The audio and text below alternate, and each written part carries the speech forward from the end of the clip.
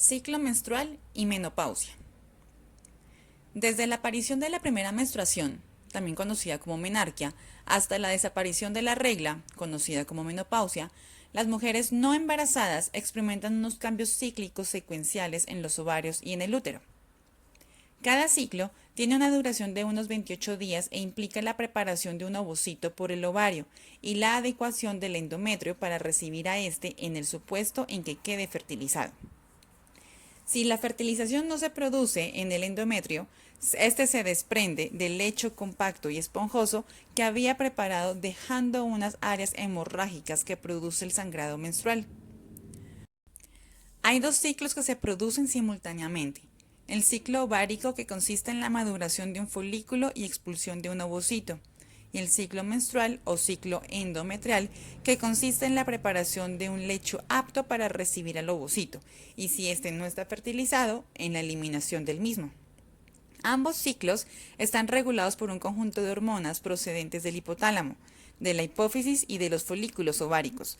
Todas ellas son interdependientes y forman una cascada hormonal retroalimentada. El ciclo ovárico posee tres fases distintas: la fase folicular, la ovulación y la fase lútea.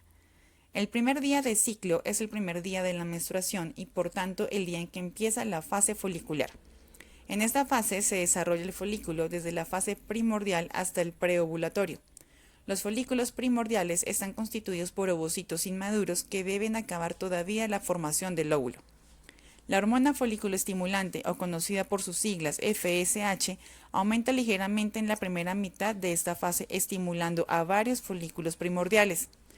De estos folículos primordiales, uno es el destinado a ovular y el resto sufrirán un proceso de atresia. El folículo primordial seleccionado crecerá y se desarrollará. Las células del folículo producen estrógenos que tendrán su pico máximo unos días antes de la ovulación. Después de este pico de estrógenos se produce uno de hormona luteinizante, en siglas LH, y de este la folículo estimulante. Estos picos hormonales desencadenan la ovulación. Fase ovulatoria. Durante la fase ovulatoria, el folículo crece aceleradamente y se produce la rotura folicular con la salida del ovocito, que ha completado la primera división de la meiosis. La segunda división se produce solo si es fecundado por un espermatozoide. El ovocito es atraído por las trompas de falopio y transportado en su interior hacia el útero. Durante la fase lútea y una vez expulsado el ovocito, se produce una serie de cambios en el folículo, tanto desde el punto de vista morfológico como endocrino. Las células que quedan en el folículo cambian y forman el cuerpo lúteo o cuerpo amarillo, que se mantendrá unos 14 días en ausencia de embarazo. Se producen allí la progesterona y los estrógenos. La progesterona es la responsable del aumento de temperatura en la fase lútea, parámetro muy utilizado en controles de ovulación. Si se ha producido la fecundación, la hormona del embarazo, la gonadotropina, mantiene el cuerpo lúteo hasta que la placenta y el feto es capaz de mantenerse endocrinológicamente. Si no se ha producido la fecundación, a los 14 días aproximadamente desde la ovulación se produce la menstruación, por la disminución de los niveles de progesterona y estrógenos, y se inicia un nuevo ciclo. La secreción pulsátil de la hormona liberadora de gonadotropina depende de eventos externos, como los factores psicológicos, que llegan al hipotálamo del córtex por el sistema límbico, y de eventos ováricos a través del efecto feedback que los esteroides sexuales producen sobre el hipotálamo y la hipófisis. Esta secreción modulada controla la producción y síntesis de las gonadotrofinas, polipépticas, pituitarias, folículo estimulante y luteinizante. La hormona folículo estimulante realiza el reclutamiento y crecimiento de folículos ováricos, al igual que la selección del folículo dominante. La hormona luteinizante introduce la ruptura folicular y sostiene el cuerpo lúteo. El estradiol y la progesterona son producidos por los folículos y el cuerpo lúteo, cuya secreción es gonadotrófico y dependiente. Unidos a proteínas transportadoras, transitan por la sangre y regulan la secreción de la hormona liberadora de gonadotropina, la folículo estimulante y la luteinizante, y producen proliferación y diferenciación del endometrio para facilitar la implantación del embrión y así la fertilización tuvo lugar. Al final del ciclo precedente, por la desaparición del cuerpo lúteo, disminuye el feedback negativo de la folícula estimulante y ésta empieza a aumentar en sangre antes de la aparición de la menstruación, reclutando una corte de folículos sensibles de la folícula estimulante. Durante la primera semana después de la menstruación, día 28 del ciclo, la folícula estimulante continúa aumentando. Los folículos crecen intensamente y esta aumenta la expresión de sus propios receptores y receptores de la luteinizante en las células granulosas. Durante este periodo, los folículos proceden del estradiol en pequeñas cantidades y sus niveles son más o menos constantes en sangre. Durante la segunda semana, siguen creciendo los folículos, incrementan los receptores de la folícula estimulante en la granulosa, donde las aromatasas transforman los andrógenos tecales en E2, que aumenta significativamente. Este incremento induce un feedback negativo en la folícula estimulante que disminuye significativamente en sangre. El folículo con más número de receptores de folículo estimulante, la máxima actividad aromatasa y que produce la mayor concentración de E2 es el folículo dominante, seleccionado para ovular. Los otros folículos degeneran gradualmente en el proceso denominado atresia. El estradiol continúa incrementándose fundamentalmente a expensas del folículo dominante y llega al pico de 72 horas, antes de la evolución.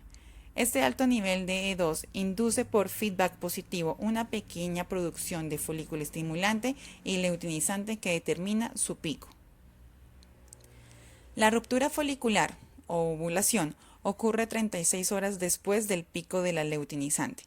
Esto es debido a que las células granulosas adquieren receptores de luteinizante por efecto de la folícula estimulante y ahora responde a la luteinizante. Este péptido induce a secreciones de enzimas que digieren la pared folicular. El incremento inicial de la luteinizante al inicio de su pico es suficiente para que las granulosas secreten pequeñas cantidades de progesterona que participan en el mecanismo de inducción del pico luteinizante. Una vez que el ovocito sale del folículo roto, la luteinizante induce la secreción de la progesterona por las células granulosas remanentes que se organizan en una nueva glándula llamada el cuerpo lúteo. La progesterona y el estradiol aumentan y llegan a su plateo el día 22. Esto induce un feedback negativo en la luteinizante y folículo estimulante que disminuyen sensiblemente en la circulación. Si la implantación no ocurre, no hay hormona gonadotropina. El cuerpo lúteo no es sustentado por mucho tiempo y disminuye el estradiol y la progesterona. Esta disminución induce un aumento de la folícula estimulante que empieza a reclutar folículos para el próximo ciclo. La menstruación aparece porque los niveles de progesterona bajan a los requeridos para mantener el endometrio secretor. El endometrio tiene la capacidad extraordinaria de experimentar cambios cíclicos menstruales en morfología y características bioquímicas durante los años reproductivos. El tracto reproductor femenino se forma a partir de los conductos de Müller paramesonéfricos en la semana 8 de gestación. Se fusionan a la 10ª semana creando las trompas de falopio, el útero y porción superior de la vagina. La diferenciación de la mucosa uterina termina a las 20 semanas de gestación y demuestra capacidad de respuesta a las hormonas esteroideas, con aparición de algunas glándulas secretoras. El epitelio endometrial regresa a un estado atrófico al final del primer mes de vida extrauterina. En la mujer, los ovarios están comunicados por un sistema transuterino directo que permite el pasaje de progesterona entre ambos, por lo que el ovario con el cuerpo lúteo puede mantener inhibida la foliculogénesis. Cuando se bloquea la circulación útero-ovárica, el otro produce ovulación, pero no compensa la falta del otro hasta que es realmente extirpado, lo que sugiere un diálogo funcional entre los ovarios. El elemento vinculante es el ligamento útero-ovárico por el que pasan vasos especializados, inervados por el sistema neuropeptidérgico, al que no está ajena la oxitocina, vasopresina y relaxina de origen ovárico. El flujo sanguíneo es mayor en el ovario del cuerpo lúteo y el sistema de conexión funciona a partir de la etapa prepuberal. La fecundidad femenina está íntimamente relacionada con el ciclo menstrual. Hasta que no se alcanza la pubertad y se produce la menarquia, es decir, empiezan a madurar los primeros óvulos, no hay posibilidad de embarazo. Como se ha visto anteriormente, esto ocurre entre los 11 y los 14 años. A partir de la pubertad, una vez que aparece el ciclo menstrual, hay determinados días en que no es posible la fecundación y otros días en que sí. Generalmente, solamente existe posibilidad de que se produzca la fecundación en la fase del ciclo menstrual en que se ha producido la ovulación, a partir del día 14. En los demás días del ciclo, generalmente el óvulo no ha madurado todavía o bien está degenerando y por tanto no puede ser fecundado. A partir de la menopausia, hacia los 50 años aproximadamente, cuando dejan de ser maduros los óvulos, no es posible quedar embarazada. Una vez formados los gametos, para que se produzca un nuevo ser, es necesario que el óvulo y el espermatozoide se junten y se fusionen. A este proceso se le denomina fecundación. En la especie humana, la fecundación es interna, es decir, se produce dentro del cuerpo de la mujer, concretamente en las trompas de falopio. Para ello, es necesario que se produzca la copulación o coito, que consiste en la introducción del pene en la vagina y posterior eyaculación. Si no hay ningún obstáculo, como algún método anticonceptivo, el semen pasará por la vagina, atravesará el útero y llegará a las trompas de falopio. De los cientos de miles de espermatozoides, solamente unos pocos llegarán hasta el óvulo y solamente uno podrá atravesar la membrana plasmática del óvulo y producirse la fecundación. Todos los demás espermatozoides son destruidos en el viaje. La razón de producirse millones de espermatozoides es para garantizar que al menos uno pueda alcanzar el óvulo. El óvulo fecundado es una nueva célula que vuelve a tener 46 cromosomas, ya que tendrá los 23 cromosomas del óvulo más los 23 del espermatozoide, y se le denomina cigoto. El cigoto comenzará un viaje hasta implantarse en el útero. Durante este viaje comienza a dividirse y empieza a desarrollarse como embrión. A partir de las 16 células se empieza a hablar de mórula, ya que su aspecto recuerda a una mora. A continuación, algunas células continúan dividiéndose y desplazándose y pasan a un estado que se denomina blástula. En este estado es como llega el útero y se produce la implantación o nidación. El término menopausia deriva del griego menos, referente a mes, y pausia a interrupción o suspensión.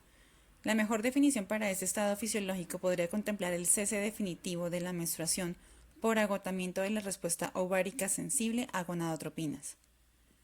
Se ha acuñado la palabra climaterio para hacer referencia al periodo durante el cual se pierde la función reproductora. Este comprende cerca de 20 años en la mujer, se inicia desde la edad máxima de la madurez sexual, aproximadamente los 40 años, y se prolonga hasta la senectud, de 60 a 70 años. En el climaterio se reconoce fácilmente en la pre-, peri- y posmenopausia, como una serie de etapas bien establecidas durante las cuales suceden eventos fisiológicos que determinarán una serie de consecuencias subclínicas o que pueden manifestarse clínicamente mediante síntomas o signos específicos.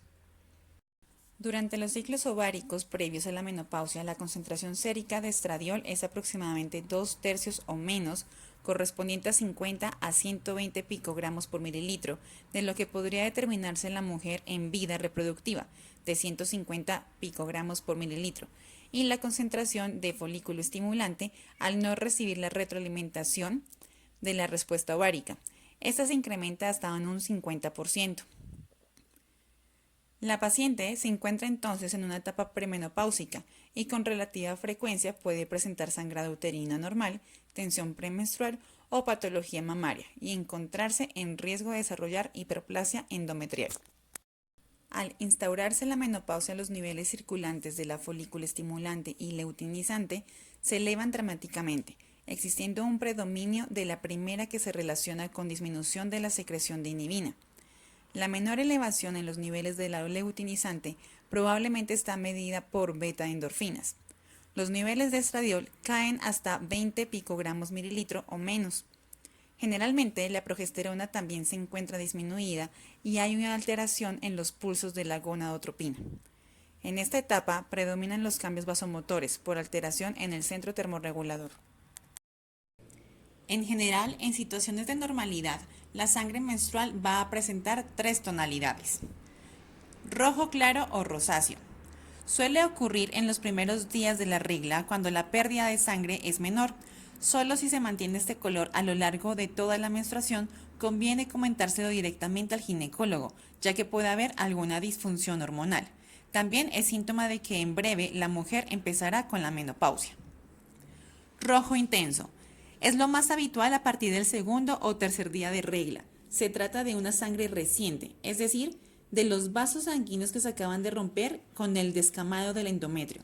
Suele ser un sangrado abundante y tiene una consistencia líquida.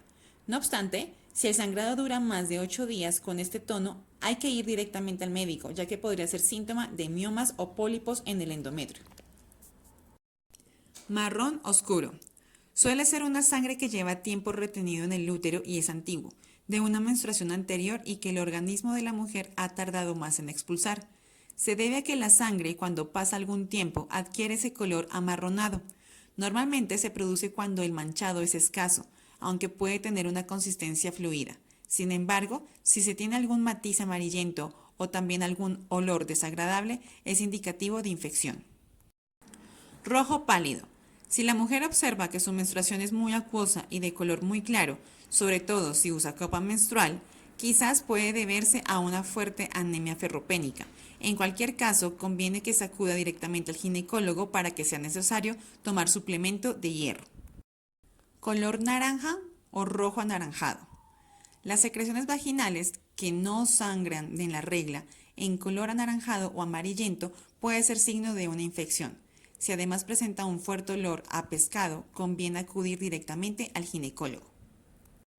Finalmente, si se presenta por medio de expulsión de coágulos, en principio no hay por qué preocuparse, sobre todo si se produce en forma esporádica en los primeros días de la regla, pero si son muy numerosos puede ser síntoma de alguna alteración hormonal o a la formación de miomas o pólipos endometriales.